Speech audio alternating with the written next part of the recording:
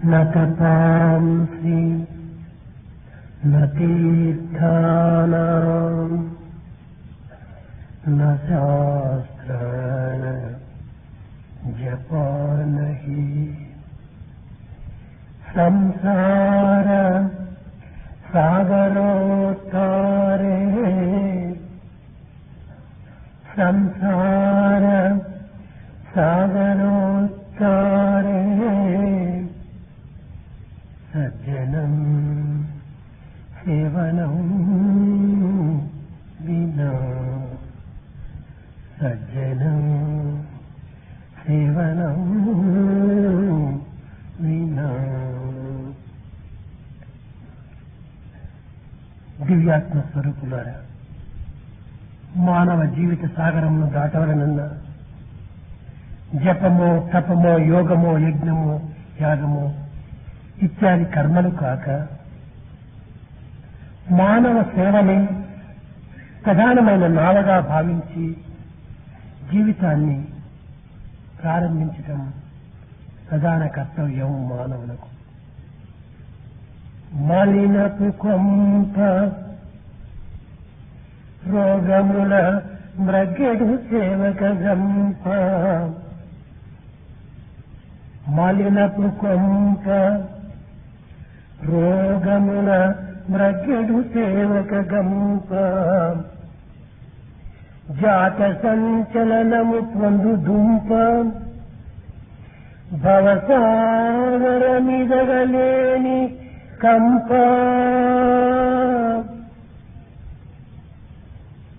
భవసాగర మిదగలేని కంప అంబుల పదిలంబు మననెప్పుదనంప నేను చలమని నమ్మబోకు నేను చలమని నమ్మబోకు మనసా హరిపాదములు ఆశ్రయించవే నేను చలమని నమ్మబోకు మనసా హరిపాదములు ఆశ్రయించవే. దేహము 386 రోగములతో కూడినటువంటి ఒక గంప. దీనికి 3 విధములైనటువంటి రోగములు ఉంటున్నవి: వాత, పిత్త, వేషాదులు. వాతము చేత 80 రకములైనటువంటి రోగములు మానవుల్లో ఉద్భవిస్తున్నాయి. పిత్తము చేత 84 విధములైనటువంటి రోగములు ఆవిర్భవిస్తున్నాయి ఈ దేహములో.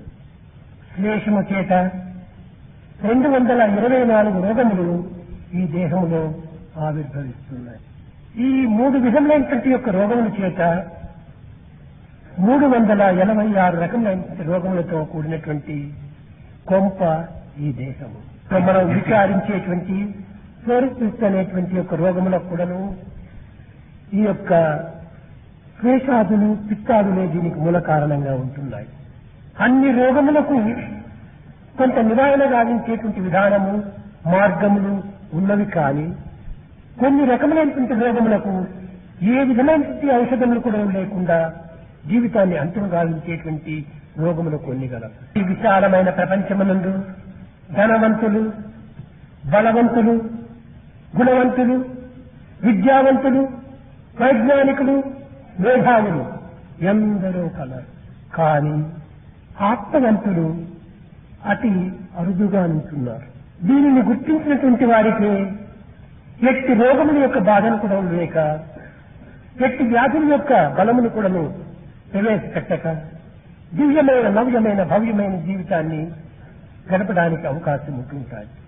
శరీరం కనిపిస్తుంది, మనసు ఉన్నట్టుగా అనిపిస్తుంది. కానీ తెలియనిది ఒకటి ఉన్నది, అది ఏ ఆత్మ. తెలియని ఆత్మను తెలుసుకొనుటకు ప్రయత్నించడమే ఆత్మాన్వేషణ అన్నారు. ఆత్మను తెలుసుకున్నప్పుడే దీనికి ఆత్మాభిరుచి అన్నారు. తెలుసుకుని ఆత్మతత్వాన్ని అనుభవించి ఆనందించినప్పుడే ఆత్మజ్ఞులు అన్నారు. కనుక మన దేశం అనేటువంటిది కేవలము మన యొక్క పనిముట్టు. మనస్సు ఒక పనిముట్టు, బుద్ధి ఒక పనిముట్టే, ఇంద్రియములు కూడా పనిముట్టులే. అయితే నీవెవరు? నీవే ఈ పనిముట్టును ఉపయోగించేటువంటి మాస్టర్, యజమాని. దీనిని పురస్కరించుకుని నా దేహము, నా మనసు, నా బుద్ధి, నా చిత్తము, నా ఇంద్రియము, నా అంతఃకరణ అని మనం ఉచ్చరిస్తున్నాం. అన్నీ చెప్తున్నావు కానీ మై అనేటువంటి విషయాన్ని విచారిస్తున్నామా? మై దేహము, మై మనసు, but my kerchief, this is my flower. Flower and kerchief separate from me. My body means body నాకంటే ప్రత్యేకమైనటువంటి, నేను దేహం కాదు. అయితే ఈ పనిముట్లు సక్రమమైనటువంటి యొక్క కర్మలు ఆచరించినప్పుడే యజమాని తన కర్తవ్యాన్ని నిర్వర్తించుకున్నవాడవుతాడు. అయితే మనము ఈ మనసుకు, ఇంద్రియములకు బానిసలైపోతున్నాం.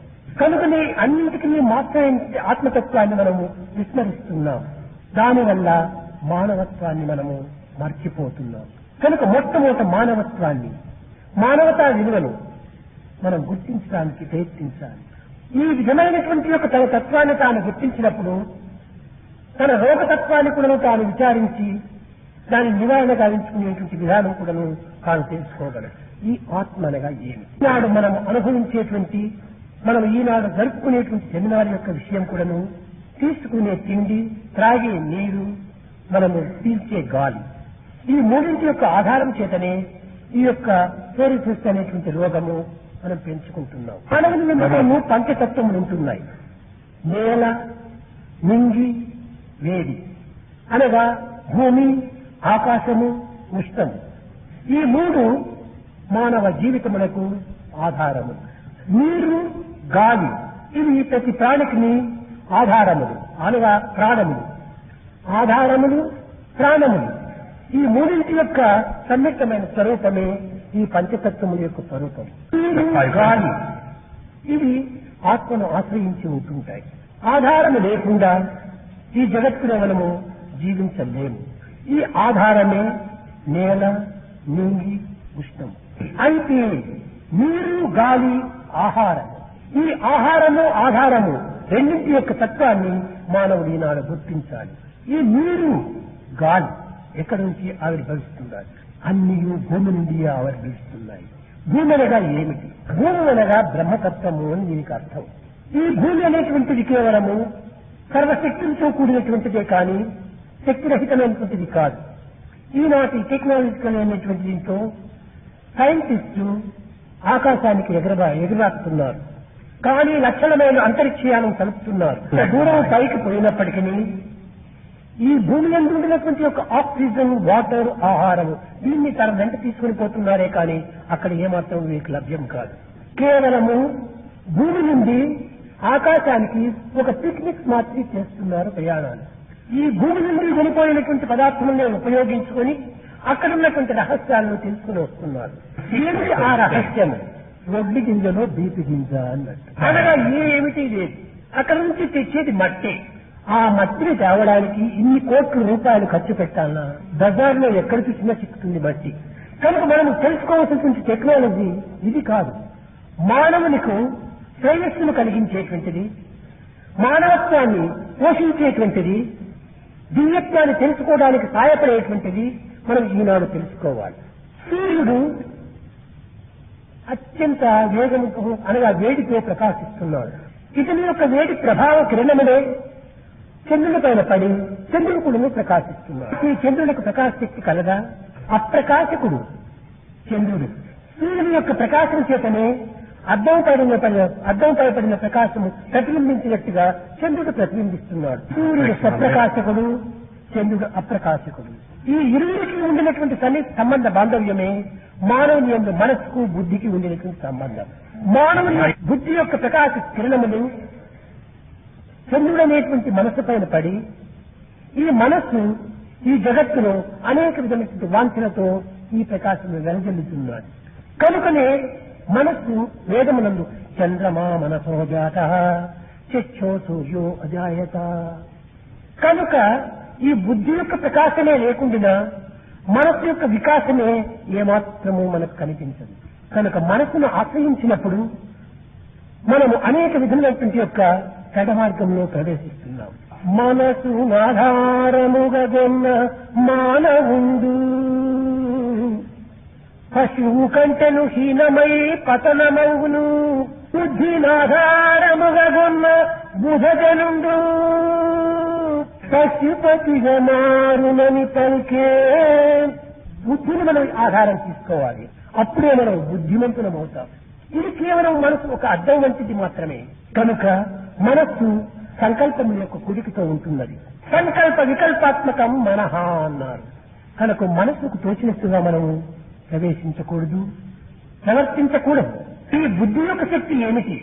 ఇది discrimination power. Is it good or bad, is it right are wrong, ఈ విధమైనటువంటి యొక్క విచారణ శక్తితో కూడి ఉంటుంటారు. విచారణ శక్తి ద్వారా మనము మంచి చెడులను గుర్తించి వర్తించడం అత్యవసరము మానవులకు. 2 దినముల నుండి మనము ఈ ఫ్లోరిసిస్ అనేటువంటి యొక్క దీనిపైన అనేక విధములైనటువంటి యొక్క సలహాలు, అనేక విధములైనటువంటి యొక్క ఊహలు, అనేక విధములైనటువంటి యొక్క చర్చలు జరుపుకుంటూ వచ్చాము. కానీ దీని పరిపూర్ణ నివారణ అనేటువంటి దాన్ని మనం కనిపెట్టలేకపోతున్నాం. పరిపూర్ణమైనటువంటి యొక్క ఇది తత్వము ఈ మానవత్వమునందే లేదు. దేహమే పరిపూర్ణమైనటువంటి యొక్క స్థిరత్వము కాదు. దేహం అనేటువంటిది ఒక నీటి బుడగ, మైండ్ అనేటువంటిది పిచ్చికోతి. ఈ పిచ్చికోతిని ఈ నీటి బుడగను నమ్ముకుని ఎంతకాలం మనం ప్రయాణం చేయాలి. కానీ ఈ రెండింటిని నిత్య సత్యములుగా మనం భావించి జీవించాలనుకుంటే మన కాన్షియన్స్ ఆత్మసాక్షిని మనం అనుసరించాలి. తాత్కాలికమైనటువంటి నివారణను మనం చూసుకోవటం అత్యవసరం. రోగములు రావటము మన యొక్క మానవత్వానికి ఇది సహజాలే. ఆ విహారముల ద్వారా మానవులకు అనేక రోగములు ప్రవేశిస్తున్నాయి. దేహంలో ఏ ఏ భాగంలో ఏ యొక్క విలువలు ఎంతెంత వరకు ఉండాలో అంతంత వరకు ఉండే తీరాలి. కాలకర్మ కారణ కర్తవ్యాన్ని పురస్కరించుకొని కాయముకులను కొంతవరకును దీర్ఘాయుష్మంతులుగా అల్పాయుష్మంతులుగా మారుతుంది. ఆ ఆయువును అభివృద్ధి పరచుకోవటము మన చేతేందే ఉంటున్నది. అయితే దైవవశక్తుగా మరణించేటువంటి దానికి ఎవరూ సాక్షి కాదు. అలాంటిది లేకుండా జీవించాలనుకుంటే లాంగ్ లైఫ్ మన యొక్క ఆహార విహారంతో ఆధారపడి ఉంటుండాలి. అయితే తెలుసుకున్నటువంటి వారు, విజ్ఞులైనటువంటి వారు, శ్రీమంతులైనటువంటి వారు, విజ్ఞానవంతులైనటువంటి వారు దీన్ని సరైన మార్గంలో ప్రవేశపెట్టి కొంతవరకు పోషించుకోవచ్చు. బీదలు, దిక్కులేని వారు, శక్తి లేనటువంటి వారు, వారి యొక్క గతి ఏమిటి? ఈ ఫ్లోరోసిస్ అనేటువంటి యొక్క రోగంతో అనేక గ్రామం లోపల మానవుని యొక్క జీవితము తన కర్మను కూడా తాను ఆచరించేటువంటి యొక్క అశక్తుడైపోతున్నాడు. నడుములు వంగిపోతున్నాయి, కాళ్ళు వంగిపోతున్నాయి, చేతులు వంగిపోతున్నాయి, ఏ పని కూడా తాను చేయలేకపోతున్నాడు. కర్మ అనుబంధిని మనుష్యులోకి అని చెప్పుకుంటూ కూడాను తన కర్మను కూడా తాను చేసుకోలేకపోతున్నాడు. పాపం ఇలాంటి వారి జగత్తులో అధికం కావడం చేత ఈ జగత్తులో ఏ విధమైనటువంటి కర్మను కానీ మనం పోషించడానికి, అభివృద్ధి పరచడానికి అవకాశం లేకుండా పోతుంది. మన భారతదేశంలో ఇంచుమించు 100 కోట్లకు మించుతుండాలి జనాభా. ఇందులో 1/4 మాత్రమే అందరూ క్రియారూపులై తమ తమ కర్తవ్యాన్ని నిర్వర్తిస్తున్నారు. కానీ ఇంకా 3/4 ఏ పని ఎందుకు ప్రవేశించటం లేదు. అనగా సోమరత్వాన్ని పెంచుకుంటున్నారు. ఇందులో 2 భాగములు ఈ విధమైనటువంటి అనారోగ్యంతో పనులు చేయలేకపోతున్నారు.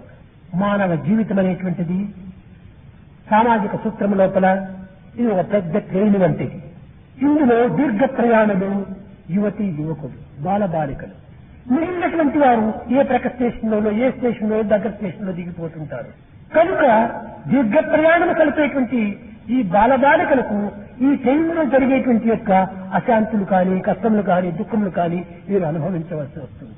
కనుక వారికి ఈ విధమైనటువంటి యొక్క బాధలు లేకుండా పిల్లల యొక్క పరిస్థితిని మనం చక్కగా గుర్తించి వారిని పరిపూర్ణ ఆయుష్మంతులుగా చేసి కర్మవీరులుగా మనం తీర్చిదిద్దాలి.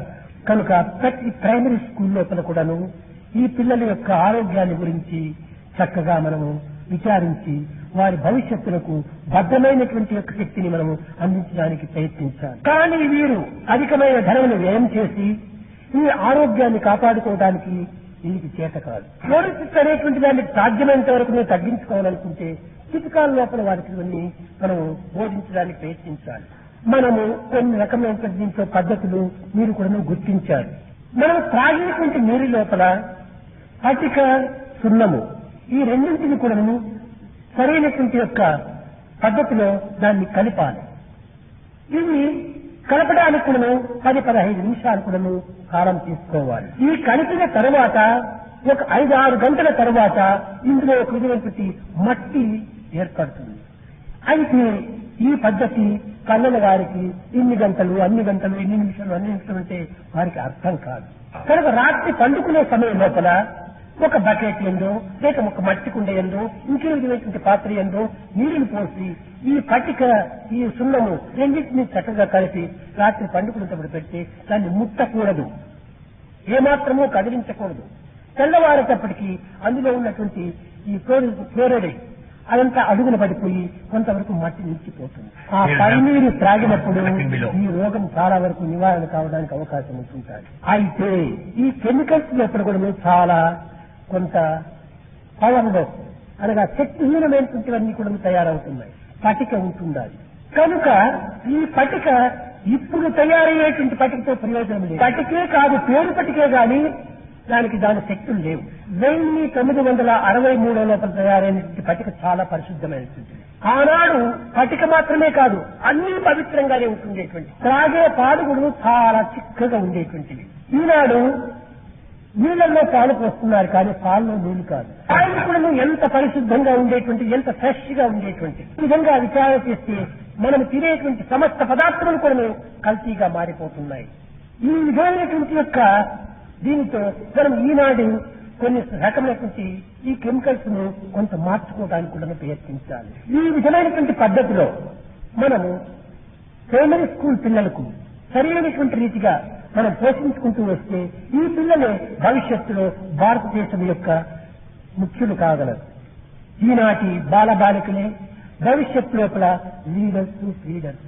కనుక తాత్కాలికమైనటువంటి దాన్ని మనం ఎంతవరకైనా ప్రయత్నం చేసినప్పటికీ భవిష్యత్తును కూడా దృష్టిలో పెట్టుకోవాలి.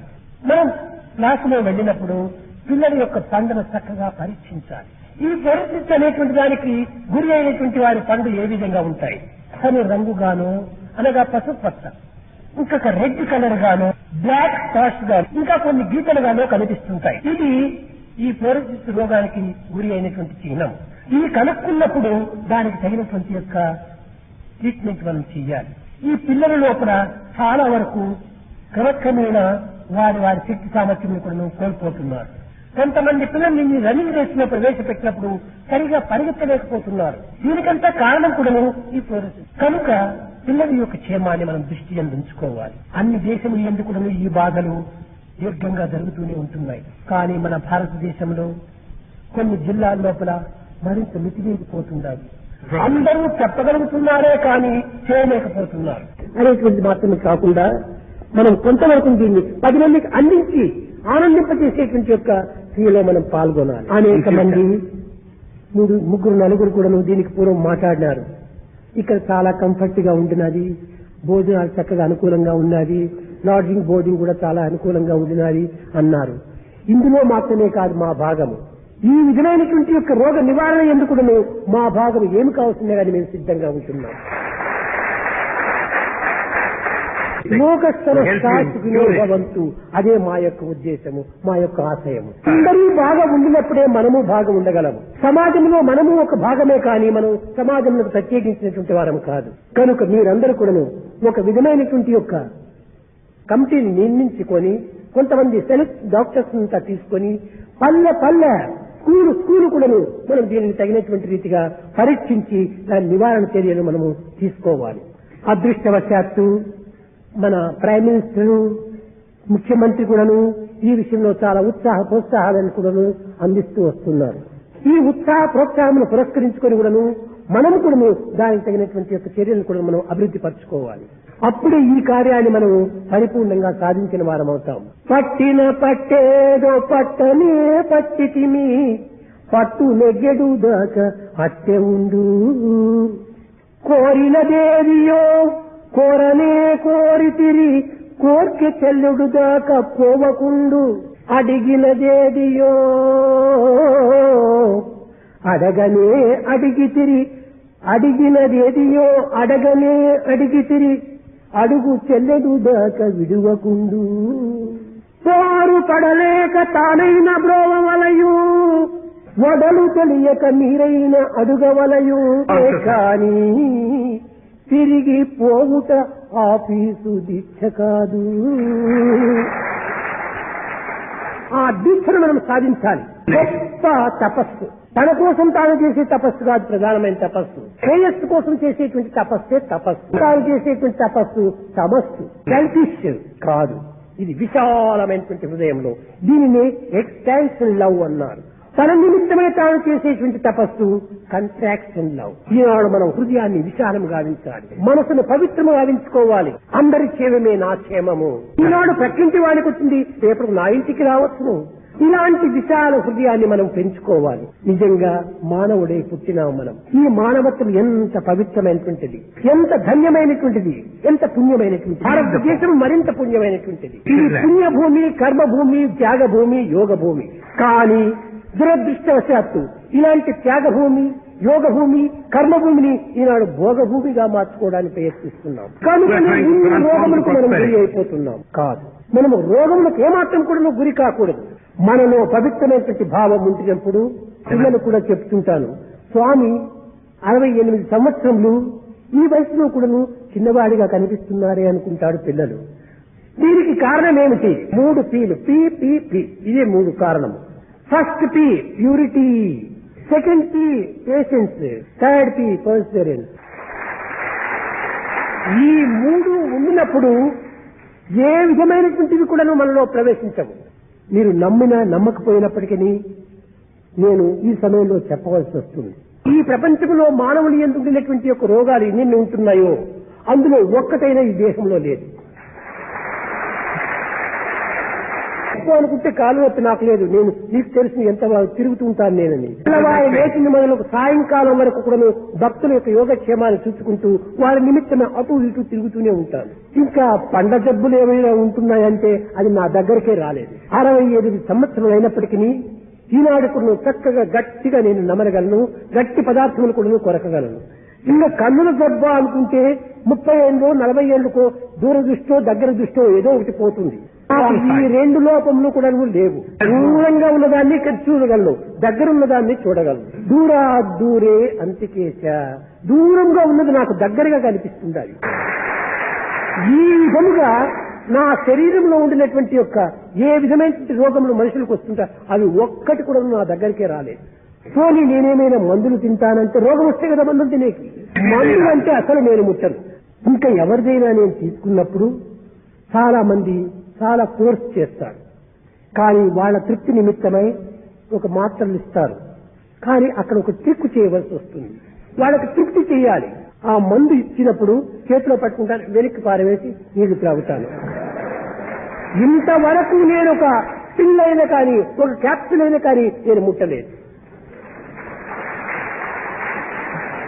ఇంకా ఆహారం చూస్తామా అనుకుంటే నాకు ఎంత అవసరమో అంతే. రాత్రి నేను అన్నం తినను. ఒక చిన్న చపాతీ మాది ఉంటుంది, అది కూడా ఆయిల్ గీలు కలచకూడదు, నిప్పు పైన వేసి తింటుంటారు. తీపి ఆడుకుంటుంటే నేను పుట్టినప్పుడు నుంచి దాన్ని ముట్టలేదు. డాక్టర్స్ అనుకుంటారు ఎట్లా ప్రోటీన్ కావాలి, విటమిన్స్ కావాలి, ఏది భుజించటం లేదే, ఎట్లా ఈ విటమిన్స్ వస్తుందని. ఆనందమే పెద్ద విటమిన్స్, పెద్ద ప్రోటీన్స్, పెద్ద కాల్షియం. ఆనందము లేని వానికి ఈ ప్రోటీన్స్, ఈ కాల్షియమ్స్, ఈ విటమిన్స్ ఇవన్నీ ఉండాలి.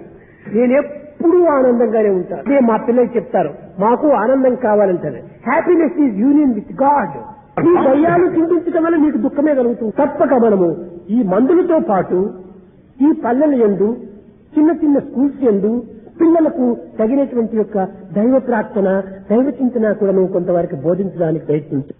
ఈ దైవ చింతన అనేటువంటిది ఎంతనో ఉపకారిగా ఉంటాయి. ఒకనొక సమయంలో కాశీలో ఒక ప్రొఫెసర్ ఉండేటువంటి వాడు. అతను పాపం తెల్లవారు లేచిన తక్షణమే పూజలకు పోయి పూజ చేసి ప్రార్థన చేసి తర్వాత తాను వచ్చేటువంటి వాడు. నాస్తికుడైనటువంటి స్నేహితుడు ఉన్నాడు. ఏమిటి సార్ మీరంతా పిచ్చిగా ఒక గంటంతా వేస్ట్ చేస్తున్నారు దినానికి, పూజలో కూర్చొని పూజలు చేయటము, హారతులు ఇవ్వటము ఇవన్నీ వేస్ట్ ఆఫ్ టైం అన్నాడు. ఆ దైవ ప్రార్థన ఎప్పటికీ వేస్ట్ కాదన్నాడు. నాకు ఆ దైవ నమ్మకాలు నాకు లేవన్నాడు. అప్పుడు అతనికి ప్రొఫెసర్స్ కు కొంచెం కష్టం కలిగి, అయ్యా దైవమే ఉంటే నాది దినానికి 1 గంట మాత్రమే వేస్ట్ అయిపోతుంది. అయితే నీకు నిజంగా దైవమే ఉంటే నీ జీవితమే వేస్ట్ అయిపోతుంది. కనుక నా ఒక్క గంటకే నీ విచారణ చేస్తున్నావు కానీ నీ జీవితం అంతా వేస్ట్ చేసుకోవటంలో నీ విచారణ చేయటం లేదు. ఆయన కోపం వచ్చింది. దేర్ ఈజ్ నో గాడ్ అన్నాడు. ఇది మాటల magic. There is no God, God is nowhere. ఇక దేర్ ఈజ్ నో గాడ్ అన్నప్పుడు దేర్ ఈజ్ ముందు వచ్చింది, నో గాడ్ నెక్స్ట్ వచ్చింది. ఉన్నదాన్ని లేదంటున్నావు కానీ లేని దాన్ని ఉన్నదని కాదు. దేర్ ఈజ్, ఇంకా God is know where, God is know where. 4 పదములు. అయ్యా నీవు 4టిని 4 వేరు వేరు చేస్తూ వచ్చావు. ఈ నో అనేటువంటి దానికి వేర్ అనేటువంటి దాంతో డబ్బు చేస్తే గాడ్ ఈజ్ నౌ హియర్ అయిపోతుంది అన్నాడు. వర్డ్స్ బిల్డింగ్ ఆ వర్డ్ని తీసి దీంట్లో పెట్టారు, ఈ వర్డ్ని తీసి దాంట్లో పెట్టారు. కనుక నాస్తికుడు అంటే ఆస్తి చేరకుండా నాస్తికుడు కావడానికి వీలు కాదు. నా ప్లస్ ఆస్తి నాస్తి. ఆస్తిని చేరకపోతే ఇది నా అయిపోతుంది కానీ ఇంకేం ఆస్తి లేదు, నాస్తిక లేదు. దైవత్వం అనేటువంటిది సర్వులు దైవ స్వరూపులే, విశ్వమంతయును విష్ణు స్వరూపమే. కనుక మనము దైవత్వాన్ని సంపూర్ణంగా మనము తనంతాను విశ్వసించినట్టుగా విశ్వసించాలి. కాన్ఫిడెన్స్, ఆ సెల్ఫ్ కాన్ఫిడెన్స్ లేనిటువంటి వాడు ఏ పని చేయలేడు. సెల్ఫే గాడ్. అయితే ఈ సెల్ఫ్ ఎన్ని రకాలుగా ఉంటున్నాయి? 2 రకములైనటువంటి సెల్ఫ్స్ ఉంటున్నాయి. ఐ 1 లెటర్ ఐ ఒకటి ఉంటుంది. ఈవైఈఐ 2వ లెటర్ 3 అక్షరాలే ఉంటుంది. E Y E I is body, 1 letter I is ఆత్మ. ఈ రెండింటి యొక్క ఏకత్వమే మానవత్వం. కనుక ఇంతే కాదు, ఇంగ్లీష్ లెటర్స్ లోపల ఇది ఐ అంటారు, దీన్ని మ్యాథమెటిక్స్ లోపల 1 అంటారు. 1+1+1+1+4 ప్రాపంచిక సంబంధమైనటువంటి గణిత శాస్త్రం, ఆధ్యాత్మిక గణిత శాస్త్రం అది కాదు. దీన్ని I+I+I+I+, 1,000,000 ఐలు పెట్టే 1 ఐ అవుతుంది. అయ్యే అంతా అయ్యే. రామయ్య ఎవరిక్కడ ఐ అని లేస్తాడు, ఎవరిక్కడ ఐ అని లేస్తాడు, రంగయ్య ఎవరిక్కడ ఐ అని లేస్తాడు. ఈ విధంగా ఎవరి పెట్టి ఐ అనేటువంటి అందరి ఎందు ఉంటుండాలి. కాబట్టి ఐ ఈజ్ ఎవరీవేర్. ఐ అనగా గాడ్, అది ఆత్మతత్వం. మొత్తం లోపల అనేకత్వంగా ఉంటుండాలి. అదే unity in diversity.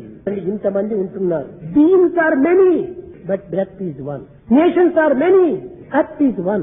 Jewels are many, but gold is one. Stars are many, sky is one.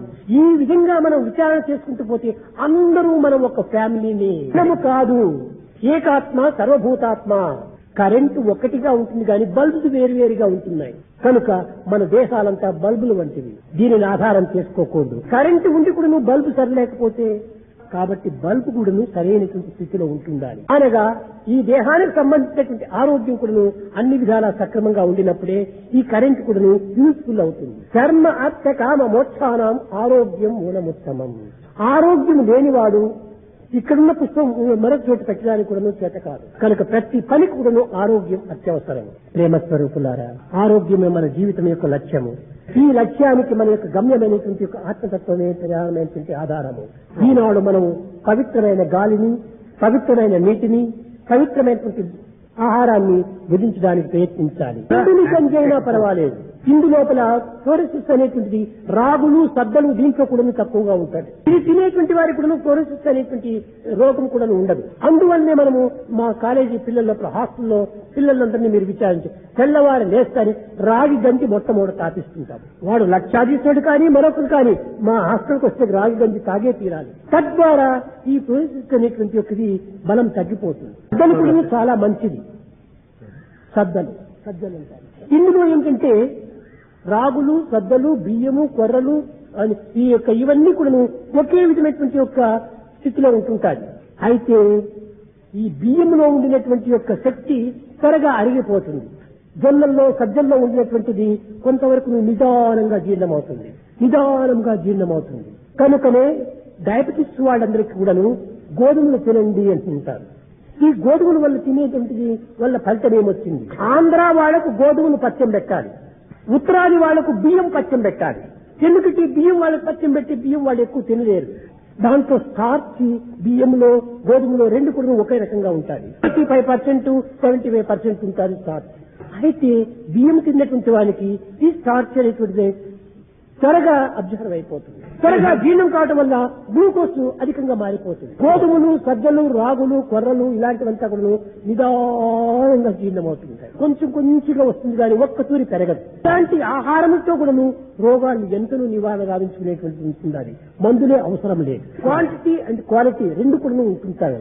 ఈ విధంగా కూడా రోగ నివారణకు తగినటువంటి విధానాలు మనం పిల్లలకు, పల్లెల వారికి కూడా చక్కగా బోధించాలి. నిమ్మరసం తాగు, చింతపండు రసం తాగు అని చెప్తే ఎందుకయ్యా, ఎందుకు నాకు రుచి లేదని అంటారు. కాదు కాదు, ఈ రోగం యొక్క పటుత్వాన్ని, ఈ రోగం యొక్క స్థితిగతులను చక్కగా వాళ్ళకి అర్థమయ్యేటట్టుగా చెప్పాలి. లేకపోతే నీ పళ్ళు పాడైపోతాయి, నీ నడుము వంగిపోతుంది, నీ కాళ్ళు వంగిపోతాయి అని వాళ్ళకి చక్కగా చెప్పాలి.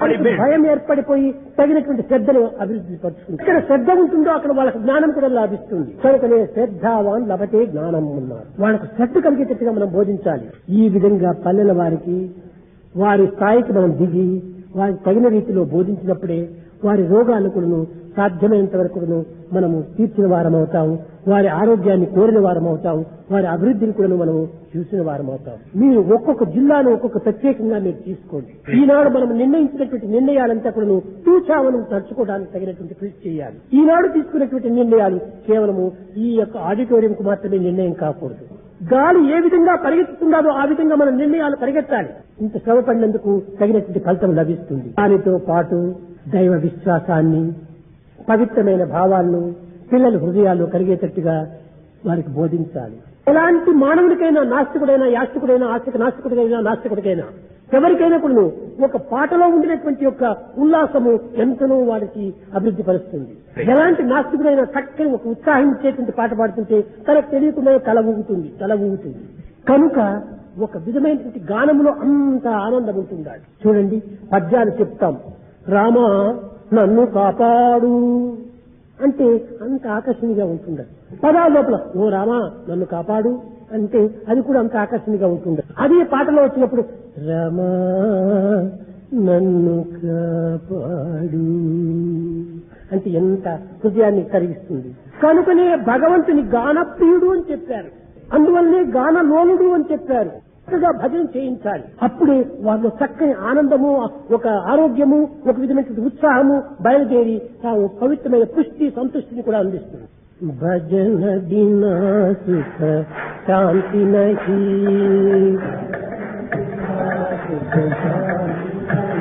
హరి భజన బినా సుఖ శాంతి నహీ,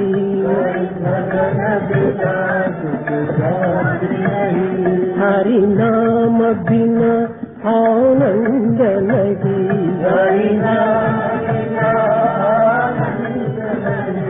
హరి నామ బినా ఆనంద నహీ,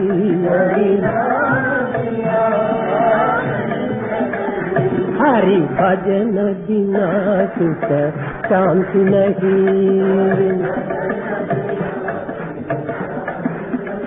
जप ध्यान बिना संयोग नहीं, जप ध्यान प्रभु दर्श बिना प्रज्ञान नहीं,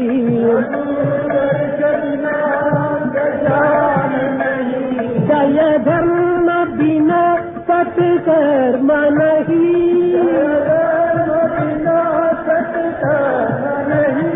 भगवान बिना कोई अपना नहीं,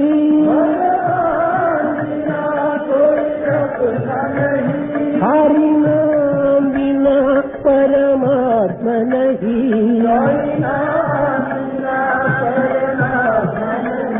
हरि नाम बिना परमात्मा नहीं,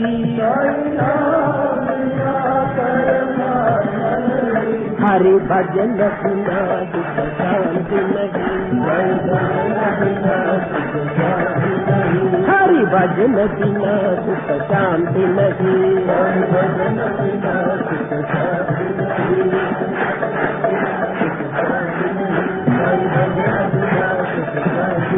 हरि नाम बिना आनंद नहीं, हरि भजन बिना सुख शांति नहीं, सुख शांति नहीं, सुख शांति नहीं।